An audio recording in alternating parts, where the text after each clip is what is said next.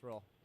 Hi, Candace. Hi, Lauren. How are you? Good. How are you? Doing well, thanks. Thank you so much for joining me. I really appreciate it. Yeah, thanks for having me. Of course. You know, with 1.6 million people getting their bachelor's degree in 2014, what can new grads do to land that first job? I have so much great advice for new grads. I've been working with Microsoft Windows, and we're really pushing to make sure that we can make the job search process easier and more effective for these recent grads. So I'll just dive right into the technology tips and tricks that I have and then give you some more advice.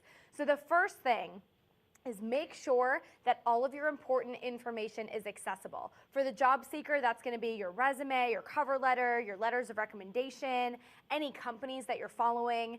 As you can see, I have my Windows 8 devices here. This is the Nokia Lumia 2520. But you want to make sure that if you're following a company on LinkedIn, it's right there.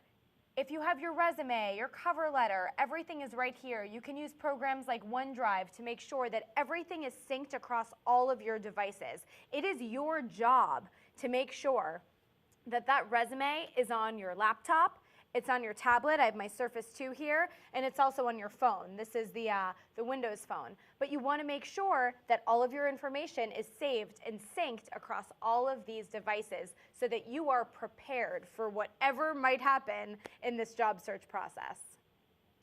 And how can new grads on a limited budget look and dress the part on interviews? That's a great question. So with a limited budget, you want to make sure that you're focusing on your functional pieces. So I always say for a guy or girl, go with a business suit in a dark color. It doesn't matter how much money it costs. You can get one at any store these days. You can't go wrong. You can add a fun statement necklace, or if you're a guy, you could wear a tie with a splash of color, and you'll really stand out. And you can wear the same thing to every single interview. It doesn't matter.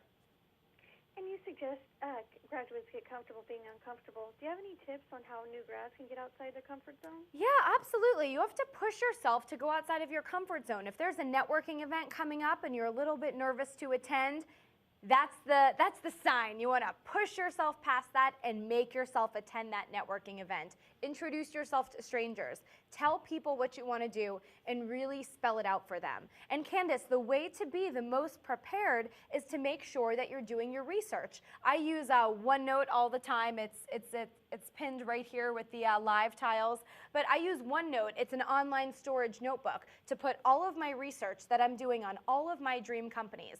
That way, if I'm at one of these networking events and I need to reference something, I have all of my information. And again, it's synced up. It's not only on my laptop, but it's also on my tablet. It's also on my Windows phone. So again, it's making sure that you're prepared for anything at any time.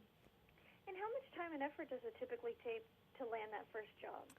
You know, it can take a little while sometimes, but I think that the focused candidates, the ones that make that target list, the candidates that spend 6 to 8 hours every day on that job search are going to see positive results. Anything is possible. And for more graduation tips, you know, my book, Welcome to the Real World, it's a really fun book. It's the book I wish I had after graduation. My website is internqueen.com. And obviously, we want to make sure you have all the information on these cool tools in front of me. And you can find out all about these tools. They span a range of budgets at microsoftstore.com. Wonderful. Well, thank you so much, Lauren. I appreciate it. Have a great afternoon. Thanks, you too. Thank you. Bye-bye.